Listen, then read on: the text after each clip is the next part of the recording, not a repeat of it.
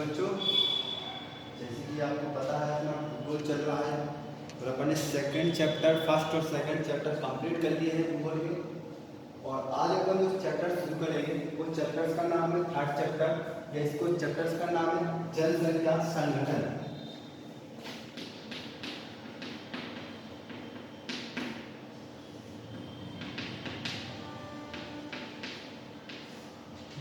Chapter कौन सा है? थर्ड चैप्टर है, तीसरा चैप्टर है और इस चैप्टर का नाम क्या है? जनसंख्या संगठन। हल्की चर्चा कर लेते हैं। जो फर्स्ट चैप्टर है आपका वो 1 यूनिट्स का है, ठीक है। जो फर्स्ट चैप्टर है आपका मानव भूगोल और उसकी शाखाएं, वो आपकी क्या है? 1 यूनिट है, ठीक है। First chapter. जो थर्ड चैप्टर, सेकंड और फोर्थ चैप्टर है, सेकंड, थर्ड और फोर्थ, ये सारी किसमें है? आपकी यूनिट सेकंड में है। ये आपको ध्यान रखना है। इसमें से अपना सेकंड चैप्टर कंप्लीट हो गया है। इनमें से जो क्वेश्चन अधिकांश सेकंड यूनिट में पूछे जाते हैं और पूछे गए हैं, वो किसमें से? सिर्फ सेकंड चैप्टर्स में से पूछ लिए जाते हैं। इसमें सिर्फ ऑब्जेक्ट बनने की संभावना ज्यादा रहेगी थर्ड और फोर्थ में। एक एक पैराग्राफ से चैप्टर्स हैं, उन्हें आप सिर्फ आज ही अपन कोशिश करेंगे कि थर्ड चैप्टर कंप्लीट हो जाए और इसके नेक्स्ट क्लास में अपन फोर्थ चैप्टर कंप्लीट कर लेंगे, क्योंकि इनमें से अधिकांश जो क्वेश्चन आता है वो सिर्फ ऑब्जेक्टिव टाइप से क्वेश्चन पूछा गया है। तो चैप्टर 4 नंबर का क्वेश्चन आना है अपना, वो सेकंड चैप्टर में से आ जाता है। दो चैप्टर्स में से किसकी और संभावना रहती है? ओटी की संभावना है, ऑब्जेक्टिव टाइप क्वेश्चन की संभावना अधिकांश रहती है। ये अपनी यूनिट 2 कंप्लीट हो जाएंगे।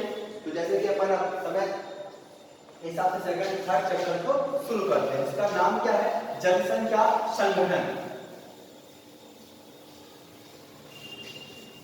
वो जो जनसंख्या संगठन है, जनसंख्या की डेफिनेशन समझ चुके थे अपन की जनसंख्या क्या थी। अब संगठन का मतलब और समझ में आया तो हमें क्या पढ़ना है। जनसंख्या के अपन काफी फर्स्ट चैप्टर से पढ़ते आ रहे हैं, सब आपको सीख गए होंगे जनसंख्या क्या है। सारी विश्व की जनसंख्या पढ़ रहे हैं अपन, बस विश्व भूगोल चल रहा है अपना।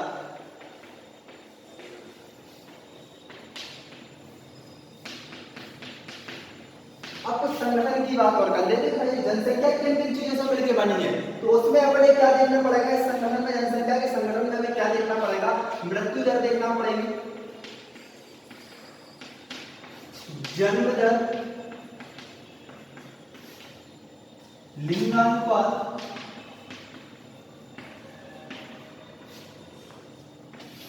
इसमें आ जाएगा शहरी एवं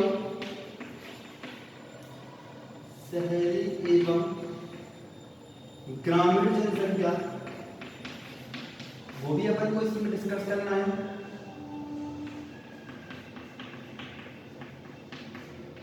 और अगला आएगा अपना, और वो आएगा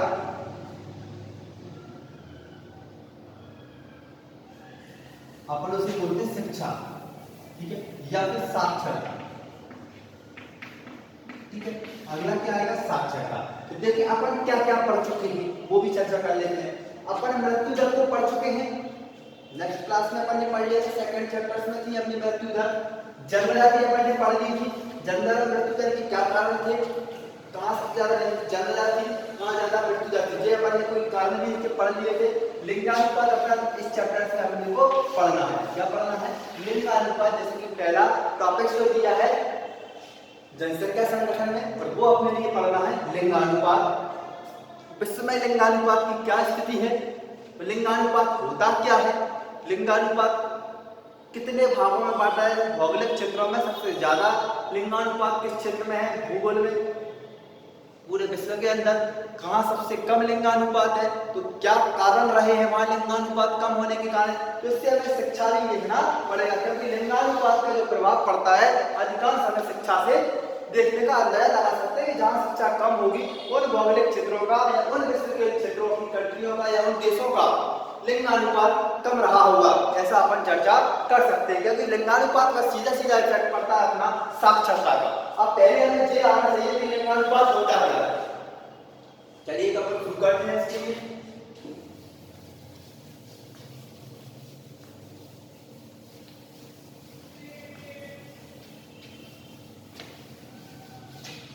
जैसे कि टॉपिक है अपना लिंगानुपात। देखो लिंगानुपात का मतलब होता है कि प्रति 1000 पुरुषों पर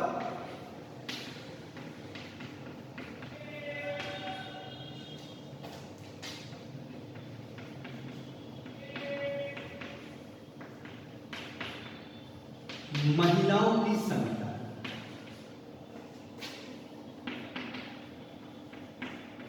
क्या बोलते हैं? संख्या को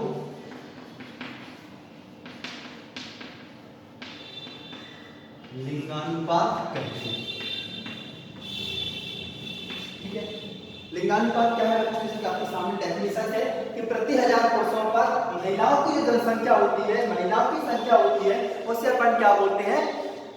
लिंगानुपात बोलते हैं। यदि 1000 पुरुषों पर 943 महिलाएं हैं तो इसका मतलब क्या है कि जो 1000 पुरुष है प्रति 1000 पुरुषों पर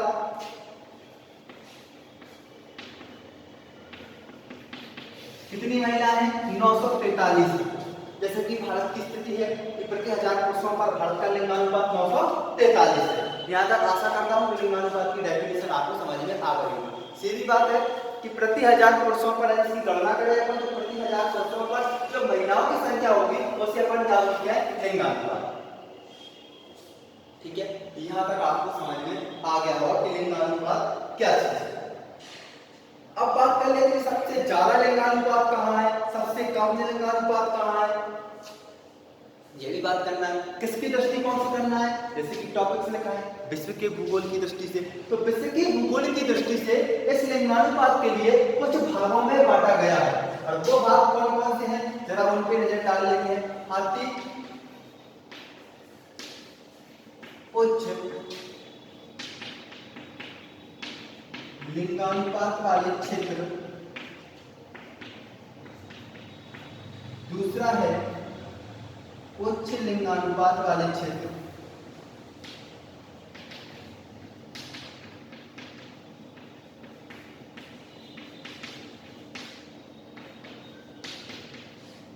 तीसरा है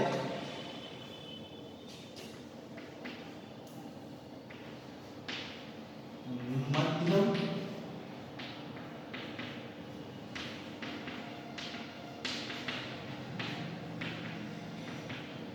मध्यम लिंगानुपात वाले क्षेत्र, चौथा है निम्न लिंगानुपात वाले क्षेत्र।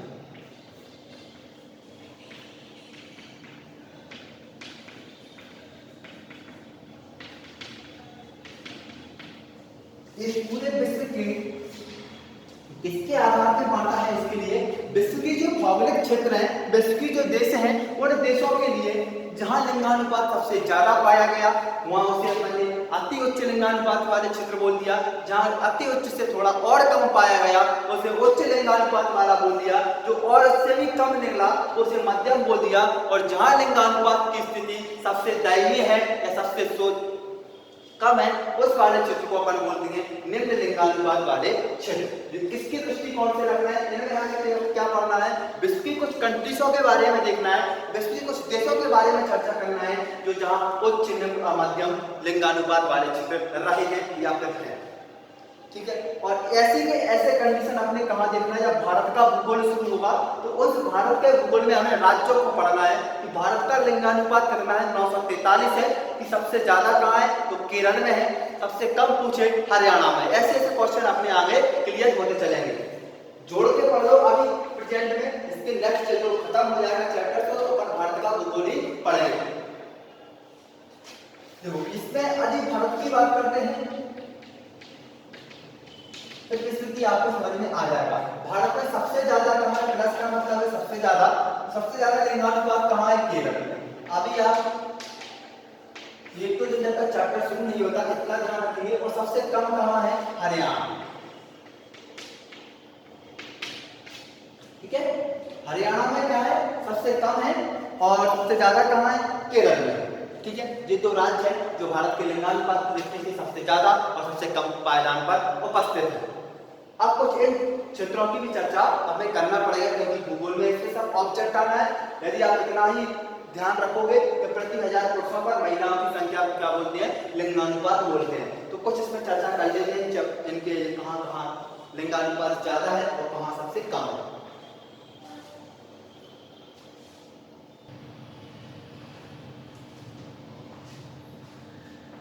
इसका लिंगानुपात का आपको महत्व क्या है, जो देखने से पहले को देखने की देखो लिंगानुपात से हमें क्या लाभ होते हैं, क्या महत्व है लिंगानुपात के, वो और चर्चा कर लेते हैं किसी।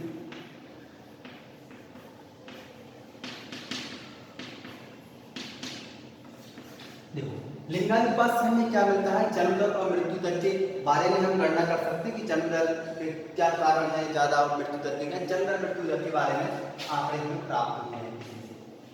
ज्यादा हमें नहीं पढ़ना, जन्म दर और मृत्यु दर के बारे में पता चलता है। दूसरी की बात क्या चलती है, जो महिलाओं की संख्या यदि कम है पुरुषों की तुलना में, तो महिलाओं पर घरेलू हिंसा होती है, उन घरेलू हिंसाओं के बारे में हमें लिंगानुपात के माध्यम से पता चलता है। घरेलू जो हिंसा होती है आप सब लोग जानते हैं महिलाओं पर, उनके माध्यम से हम लिंगानुपात का पता लगा सकते हैं कि क्या स्थिति है। महिलाओं की स्थिति का पता चलता है, स्त्रियों की स्थिति होगा इसमें अच्छे से हमें पता चलता है कि उनकी स्थिति किस पर है। महिलाओं की शिक्षा के बारे में पता चलता है, महिलाओं की सामाजिक स्थिति के बारे में पता चलता है लिंगानुपात से, सामाजिक आर्थिक स्थिति के बारे में पता चलता है इससे लिंगानुपात के माध्यम से। आशा करता हूँ आपको हल्की से महत्व के बारे में समझ में आ गया होगा। अब बात कर लेते हैं, देखो जरूरी नहीं है, एक और बात सुन लीजिए कि जरूरी नहीं है कि प्रति 1000 पुरुषों पर ही नापा जाए लिंगानुपात।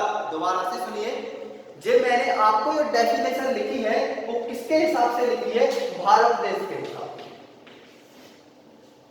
भारत में लिंगानुपात किस दृष्टिकोण से मापा जाता है कि प्रति 1000 पुरुषों पर महिलाओं की संख्या मापा जाता है, ध्यान रखना, ठीक है। तो लिंगानुपात अब जरूरी नहीं है कि भारत के जो विचार है वो दुनिया इन बातों को माने, या विचार जो डेफिनेशन जो भारत ने बनाई है या भारत में इसकी कैलकुलेशन इस आधार पे की जाती है तो विश्व के समस्त कंट्री इसी आधार पे करते होंगे, ऐसा आपका सोचना बिल्कुल गलत है।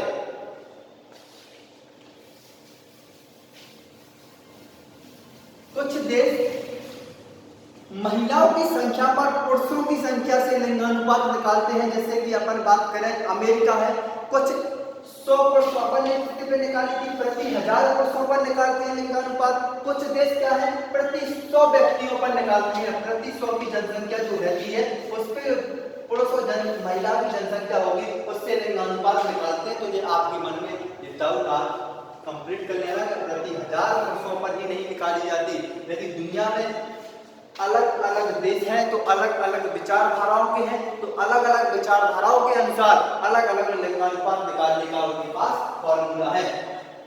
जैसे कि अपन यूरोप की बात करें तो यूरोप में किस आधार पे निकाली जाती है, अमेरिका में किस आधार पे निकाली जाती है, प्रति 100 महिलाओं पर पुरुषों की संख्या, क्या है इन दोनों देशों की कैलकुलेशन करने का तरीका है। तो ये आप ध्यान निकाल देना कि ये 1000 पुरुषों पर ही नहीं, कोई से देश 100 की जनसंख्या के आधार पर ही क्या निकालते हैं लिंगानुपात को निकालते हैं। जी आप यहाँ से हल्की सी कहानी देख लीजिए। अब इनकी चर्चा कर लेते हैं फटाफट से। ये कहाँ एक एग्जांपल लेंगे इसके, बाकी का आपसे यहाँ से कंप्लीट हो जाएगा।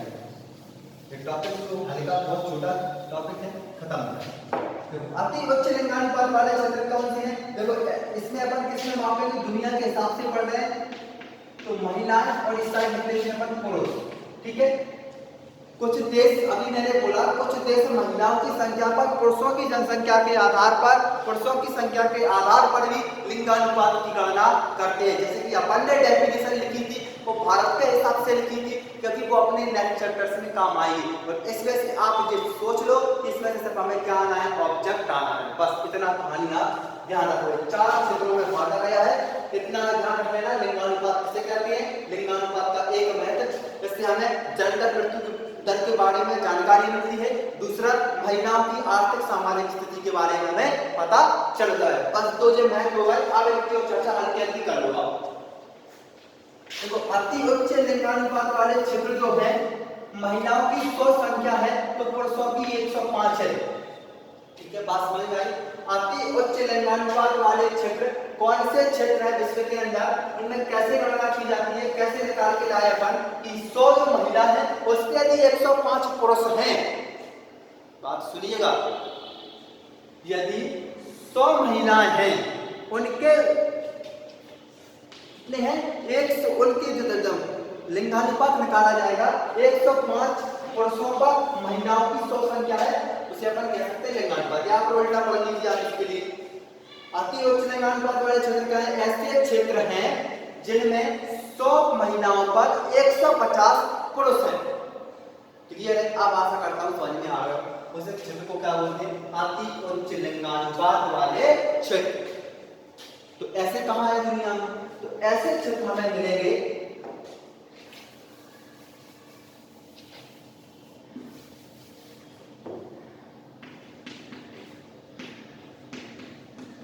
महिला 105। ठीक है, तो ऐसे हमें मिलते हैं यूरोप में। तो यूरोप के भी कौन से भाग में? मध्य यूरोप में। आप 11th क्लास में यूरोप को पढ़ लिया होगा आपने। उन्हीं के जो मध्य भाग रहता है यूरोप के, वहां हमें देखने को इस प्रकार का लिंगानुपात मिलता है। ठीक है, अब बात कर लेते हैं दूसरा उच्च लिंगानुपात वाले क्षेत्र। तो उच्च लिंगानुपात वाले क्षेत्र कौन से होंगे? इन पर क्या होता है? 100 महिलाओं पर क्या होता है? 98 पुरुष। ठीक है, क्या होते हैं? 100 पे 98 होते हैं। ऐसे हमें कहां मिलते हैं? तो ऐसे हमें मिलते हैं पूर्वी यूरोप। ऐसे क्षेत्र कहां है? पूर्वी यूरोप में। ठीक है, अब बाकी संख्या को आपको ध्यान नहीं रखना है।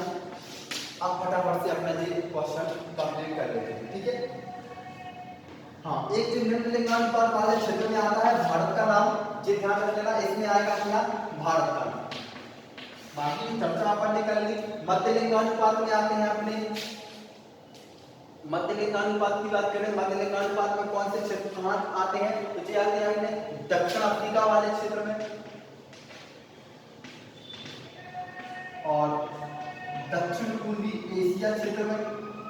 ठीक है, ऐसे क्षेत्र कहां से कौन से क्षेत्र में रखे गए हैं? मध्यम लिंगानुपात वाले क्षेत्रों में रखा गया है। एक एक करके क्या आपकी बुकों में मिल जाएंगे। बहुत से क्षेत्र हैं, ऐसा जरूरी नहीं कि है ये आपको पूर्वी यूरोप बताया, और भी क्षेत्र होंगे, लेकिन जो फेमस क्षेत्र पूछे गए हैं वो ये है। ठीक है, लेकिन आपको जो एग्जांपल मैंने बताया वही आप इसमें ध्यान रख लेना। लिंगानुपात या फिर लिंगानुपात किसे कहते हैं, इसका एक तो महत्व और किस आधार पर इन्हें क्षेत्रों को बांटा गया है। तो 4 क्षेत्रों के आधार पर बांटा गया है। बाकी अपना लिंगानुपात इतना ही है, इतना ही टॉपिक छोटा सा दिया है। ये लिंगानुपात का टॉपिक कंप्लीट होता है। कुछ और रहा होगा तो अपन आगे देख लेंगे। अब दूसरी बात कर लेते हैं। दूसरा टॉपिक से अपना आयु संरचना। ये इंपोर्टेंट है हल्का।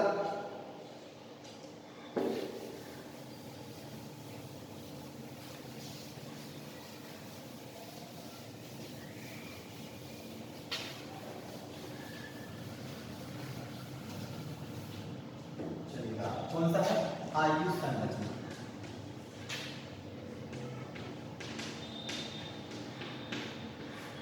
इसकी चर्चा और कर लेते हैं कि आयु संरचना क्या है, कितने क्षेत्रों में इन्हें बांटा गया है, किस भूगोल की दृष्टि से हमें किस प्रकार से इन्हें पढ़ना है। चलिए, आयु संरचना के बारे में आप की चर्चा कर लेते हैं कि आयु संरचना क्या है। इंपोर्टेंट भी है, हल्की सी इसमें से ज्यादा इंपोर्टेंट तो नहीं है, फिर भी इंपोर्टेंट है आयु संरचना। देखो, अपने आसपास में अपन लोग देखते हैं कि आप भारत का उदाहरण ले लें या अपने घर का उदाहरण ले लें, तो विभिन्न प्रकार के आयु वाले व्यक्ति हैं। जैसे कि अपने घर का एग्जाम्पल है, दादा दादी हैं तो वो कुछ और उम्र की हैं, और अपने माता पिताजी को देखें तो उनकी अलग उम्र है, और अपनी उम्र की बात करें तो अपनी कुछ उम्र अलग है, और अपन से छोटे हैं उनकी उम्र अलग है। तो मतलब क्या है, अलग अलग प्रकार की क्या है सबकी आयु है, इन्हीं आयु संरचना में बांटा गया है। तो वैज्ञानिकों का मतभेद है आयु संरचना के आधार पर बांटने के लिए। दुनिया में आयु संरचना के जो व्यक्ति हैं तो इनसे हमें क्या मिलता है कि आयु संरचना से हमें बांटने से क्या प्रभाव है। तो आयु संरचना से बांटने में प्रभाव है या बेनिफिट्स है, इससे हमें आयु संरचना से हमें क्या पता चलता है? किसी भी देश की श्रम शक्ति के बारे में पता चलता है। अभी सब डाउट क्लियर हो जाएंगे आपके। श्रम शक्ति के बारे में पता चलता है किसकी से? देखो, पहले इनका विभाजन करते हैं जरा, तो और भी अच्छे समझ में आ रहा है। देखो, अभी मैंने बोला कि किसी किसी वैज्ञानिकों का मतभेद है, किसी भूगोलवेताओं का इसमें मतभेद है। जो आपकी बुक में दिए गए वो 3 प्रकार के दिए गए और मैं आपको हल्का से 4 चौथे प्रकार से जोड़ के बताऊंगा, आपको उसमें समझ में आ जाएगा। अपन ने कितने भागों में बांटना है, 4 भागों में बांटने और भी है, इनके भागों में और भी बांटा गया है। और इसमें क्या है, किसी व्यक्तियों का मतभेद है, इससे जो अपनी बुक में दी है उसके अकॉर्डिंग अपन को देख लिया है। पहला क्या होता है, पहला होता है, आपने देखो कि पहले सबसे पहले क्या होते हैं, बालक होते हैं, ठीक है। दूसरा क्या होते हैं, किशोर। तीसरे होते हैं प्रौढ़, अभी से समझ में आएगा आपको। और तीसरे होते हैं, चौथे होते हैं वृद्धावस्था, ठीक है। इस सब आपने सुने होंगे कि बालक आयु वर्ग होता है, एक बालकों की आयु वर्ग होती है, आयु वर्ग क्या नाम है, एक किशोर आयु वर्ग हो गया और ये प्रौढ़ आयु वर्ग हो गया और यहाँ वृद्धावस्था आयु वर्ग, ठीक है। तो इस टाइप से अपने घरों में अपने लिए अपने घर का एग्जाम करने समस्या मिलती है, कहाँ कहाँ अप्लाई होगा आपको समझ में आएगा। देखो इस आयु संरचना से बांटने में क्या बेनिफिट है, तो हमें श्रम शक्ति के बारे में पता चलता है कि किसी भी राष्ट्र की श्रम शक्ति क्या है। तो इसमें जो करने वाले होते हैं उन्हें क्या कहा जाता है, कौन जो होते हैं अर्थव्यवस्था में सर्वाधिक योगदान देते हैं। जिन्हें कि नहीं देते, जी दोनों देते हैं, लेकिन सर्वाधिक बोला है मैंने, जो किसी भी राष्ट्र की क्या है अर्थव्यवस्था में सर्वाधिक योगदान देने वाला आयु वर्ग है, तो वो कौन सा है, प्रौढ़ आयु वर्ग। चलो एक तो हो गया कि श्रम शक्ति के बारे में पता चलता है, तो दूसरी अर्थव्यवस्था के बारे में ही पता चलेगा कि अर्थव्यवस्था में सबसे सर्वाधिक योगदान कौन दे रहा है, जिनका हमें किससे पता चलता है, आयु वर्ग से। तीसरी जो हमें पता चलता है इसका तीसरा कार्य आएगा आश्रितों के बारे में पता चलता है, आश्रितों के बारे में या उनकी स्थिति के बारे में क्या चलता है, हमें पता चलता है। अब जरा गौर से सुनिए, देखिए बालक होते हैं, सबसे छोटे हैं, अपने घर का एग्जाम्पल लेके चलना है, सबसे छोटे हैं, छोटे बच्चे होते हैं ना, बालक बोलते हैं। जैसे कि आपकी आयु चल रही है 12 वर्ष से 18 वर्ष तक की आयु वाले वर्गों को बोलते हैं अपन किशोरावस्था, ठीक है। तीसरी बात करते हैं अपने माता पिताजी की जो आयु चल रही है वो प्रौढ़ावस्था में है, ठीक है। और आपके घर में दादा दादी हैं वो किसमें, वृद्धावस्था में है, क्लियर। तो क्या अब आप अंदाजा लगाइए, क्या आप कमाते हैं, नहीं, छोटे बच्चे हैं वो भी नहीं कमाते, जो दादा दादी हैं वृद्धावस्था वाले आयु वर्ग है वो भी कम है, कुछ क्षेत्रों में लगे हुए हैं, ये नहीं कि नहीं बिल्कुल ही अर्थव्यवस्था में योगदान नहीं है उनका, है अर्थव्यवस्था में योगदान, लेकिन कहीं ना कहीं किस व्यक्ति पर आश्रित है, पूरा आयु संरचना किस पे आधारित है, प्रौढ़। इसलिए अपन ने इसे बोला कि सर्वाधिक अर्थव्यवस्था में योगदान देने वाला कौन होता है, प्रौढ़ावस्था, ठीक है। यहाँ तक आपको समझ में आ गया। देखो बालक जो होते हैं वो उन्हें बांटा गया है 0 से 5 वर्ष से लेके 12 वर्ष तक की आयु वर्ग वालों के लिए किसमें रखा गया है, आयु बालक वर्ग में रखा गया है। दूसरा है किशोरावस्था वाले, तो किशोरावस्था में किसको रखा गया है, 12 वर्ष से लेके 18 वर्ष तक की आयु किशोरावस्था आयु कहलाती है, लेकिन और भी चलती है 22-23 तक ये किशोरावस्था आयु कहलाती है। तो अपन इसके लिए रख लेते हैं 12 से 18 मान लेते, अपन 22 तक मान लेते इसके लिए, ठीक है। 12 से 18 रहती है किशोरावस्था, लेकिन अपन ने क्लासिफिकेशन कर लिया, आपकी बुकों में 2-3 टाइप के दिए होंगे, जिसमें है ये हो जाती है अपने 22 वर्ष से लेके शुरू होती है और 60 वर्ष तक की आयु में जैसे कह सकते हैं प्रौढ़ावस्था की आयु होती है, और जो 61 वर्ष से अधिक आयु होती है वो वृद्धावस्था की आयु होती है, ठीक है। अब इनके कार्य फटाफट से देख लीजिए, इनका अर्थव्यवस्था में योगदान क्या है और इन आयु संरचना को किस प्रकार से बांटना है। अब बात करते हैं बालक आयु वर्ग की।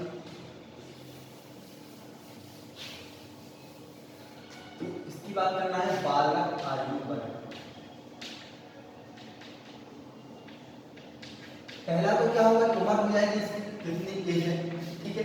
दूसरी बात करते हैं जिनकी क्या है कि बालक वर्ग जो है विकासशील देशों में कितने हैं, कितने परसेंट हैं, और विकसित देशों में कितने परसेंट हैं,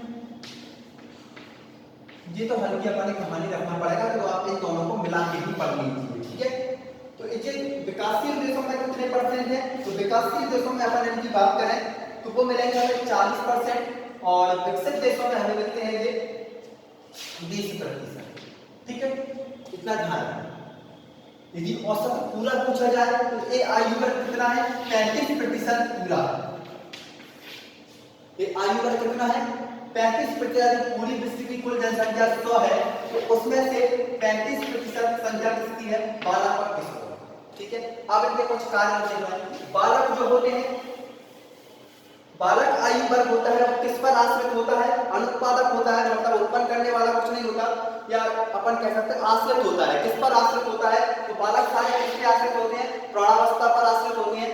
दूसरा क्या होता है, बालक का जो अप्रजननकारी होते हैं, प्रजनन क्षमता इनमें नहीं होती, ये बालक होते हैं। अब बात कर लेते हैं किशोरावस्था में। किशोरावस्था में क्या होती है, जैसे कि आप सब लोगों की किशोरावस्था चल रही है, 12 से 18 वर्ष तक के जो बच्चे होंगे, 20-22 की समथिंग, वो क्या होती है, किशोरावस्था होती है। इसमें क्या होते हैं, ये भी किस पर आश्रित होते हैं, ये भी अनुत्पादक होते हैं, मतलब उत्पन्न करने वाले नहीं होते, अर्थव्यवस्था में योगदान बहुत कम देते हैं। ये किस पर आश्रित होते हैं, अपने प्रौढ़ावस्था वाले आयु वर्ग पर आश्रित होते हैं। जैसे कि आप अपने माताजी पिताजी पर ऊपर डिपेंड है, वो पैसे देते हैं तभी आप अपना खर्चा पानी चला पाते हैं, तो किस पर आश्रित है अपन, कहीं ना कहीं प्रौढ़ावस्था आयु पर है। और इनकी जो किशोरावस्था जो है, इसमें विपरीत लक्षण दिखाई देते हैं, जैसे विपरीत लिंग की ओर आकर्षण होना, चेहरे पर दाढ़ी मूछें आना, महिलाओं के बालों में वृद्धि होना, ये किशोरावस्था के लक्षण होते हैं, ठीक है। हाँ, ये बहुत ध्यान रखना, पुरुषों की आवाज का भारी होना, महिलाओं की आवाज का पतला होना। ये भी क्या होते हैं, अनुत्पादक होते हैं,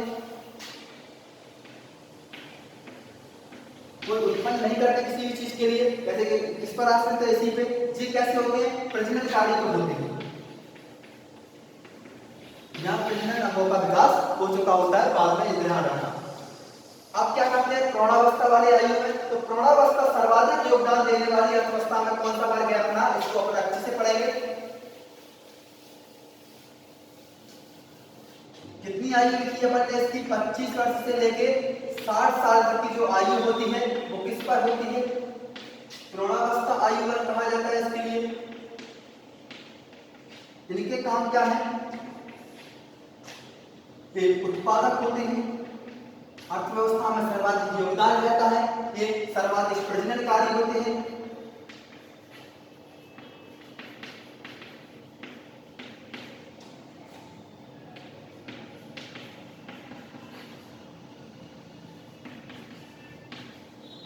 और क्या है, ये स्वयं निर्भर है, ये बाकी सब किस पे आश्रित थे, बालक हो या फिर किशोर हो, सारे प्रौढ़ावस्था आयु वर्ग पर आधारित आश्रित थे, लेकिन ये कैसे है, स्वयं उत्पादक होते हैं, अपना स्वयं कार्य करते हैं, ठीक है। अब ये आश्रित नहीं होते, या कह सकते हैं मैंने किसी पर आश्रित नहीं होते।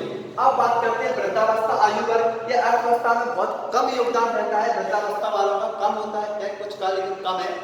और दूसरा क्या है, ये अप्रजननकारी होते हैं, विकसित से ये भी क्या हो जाएंगे, अप्रजननकारी, ठीक है। और किस पर आश्रित वर्ग कहा जाता है, इन्हें क्या कहा जाता है, आश्रित वर्ग कहा जाता है।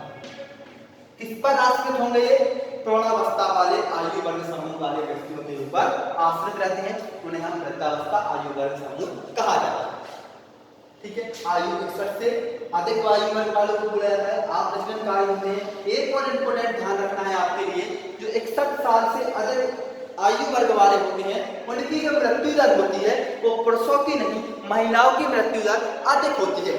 एक नोटिस करने वाली बात है, दोबारा से सुनिएगा, जो वृद्धावस्था आयु वर्ग वाले समूह के व्यक्ति हैं, उनमें पुरुषों की मृत्यु दर क्या है, कम होती है, किसकी तुलना में, महिलाओं की मृत्यु दर अधिक होती है। ध्यान रखना, क्या समझ में नहीं आया हो तो महिलाओं की मृत्यु दर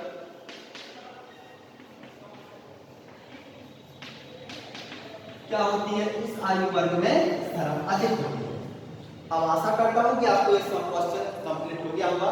आयु संरचना क्या है, हर देश में अलग अलग आयु वर्ग के समूह के व्यक्ति रहते हैं, तो कौन सा आयु वर्ग किस आयु वर्ग पर आश्रित है, इससे हमें क्या पता चलता है, इससे हमें किसी देश की श्रम शक्ति के बारे में पता चलता है, इसकी श्रम शक्ति क्या है, थोड़ा से क्या पता चलता है कि आश्रितों के बारे में पता चलता है कौन सा आयु वर्ग किस आयु वर्ग पर आश्रित है। जैसे कि अपन ने बात की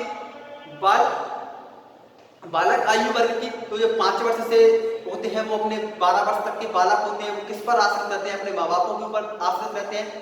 तो वो कहाँ से कौन सी आयु वर्ग वालों पर है, तो प्रौढ़ावस्था आयु वर्ग समूह वाले व्यक्तियों के ऊपर आश्रित है। वो भी क्या होते हैं, अप्रजननकारी होते हैं, कोई भी अर्थव्यवस्था में योगदान नहीं देते हैं।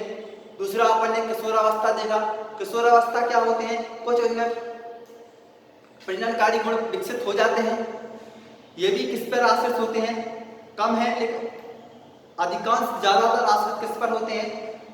यदि अपन बात करें 100 है तो 100 में से कुछ ना कुछ % होंगे अपन जो खुद स्वयं कर सकते होंगे, लेकिन अधिकांश इस आयु वर्ग कहाँ आश्रित रहता है, अपना पूरा प्रौढ़ावस्था और आयु वर्ग वालों पर निर्भर रहता है, यह आश्रित रहता है।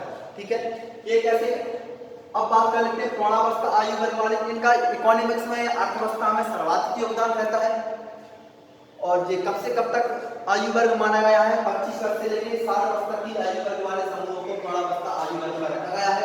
ये प्रजननकारी होते हैं और अर्थव्यवस्था में सर्वाधिक योगदान देते हैं। और क्या कह सकते हैं अपन इन्हें, ये अपना किसी पर आश्रित आयु वर्ग किसी पर आश्रित नहीं होता। अब कौन सा है, वृद्धावस्था आयु वर्ग समूह, या 61 वर्ष से अधिक आयु वाले जो व्यक्ति होते हैं उन्हें वृद्धावस्था आयु वर्ग वालों में रखा गया है। और जो अप्रजननकारी होते हैं ये भी अर्थव्यवस्था में कम योगदान देते हैं, या अर्थव्यवस्था में इनको अपन कह सकते हैं कि ये आश्रित होते हैं। किस पर आश्रित होते हैं, तो जो इसी वर्ग आयु वाले व्यक्तियों पर आश्रित होते हैं। और इसको जो महिलाओं की मृत्यु दर होती है वो अधिक होती है किस वाले आयु वर्ग में, वृद्धावस्था आयु वर्ग वाले समूहों में। बाकी अपना ये क्वेश्चन कंप्लीट होते हैं आयु संरचना के आधार पर। ऐसे कहानी जमा लेना और आप इस आधार पर इसे लिख देना, बहुत ईजी है, लिख भी सकते हैं आप इसके लिए। कोई आशा करता हूँ यहाँ तक समझ में आ गया होगा, किसी को डाउट नहीं होगा। इससे आगे नेक्स्ट क्लास में पढ़ेंगे। ये 3rd चैप्टर्स में अपन को इतना ही पढ़ना है। अब आगे अपन 4th चैप्टर्स को शुरू करेंगे।